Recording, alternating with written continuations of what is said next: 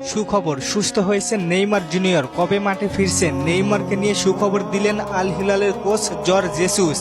Neymar আর injury একই সূত্রে গাঁথা। নেইমার যতবার ইনজুরিতে পড়েছে ততবার যদি অন্য কেউ ইনজুরিতে পড়তো তাহলে সে এতদিনে হারিয়ে যেত। উদাহরণস্বরূপ ফিলিপে কুতিনহো।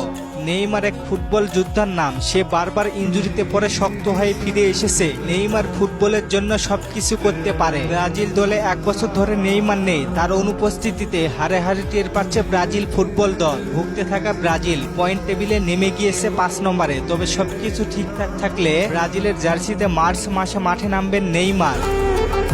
ব্রাজিলের হয়ে খেলার আগে সুখবর পেল নেইমারের ভক্তরা।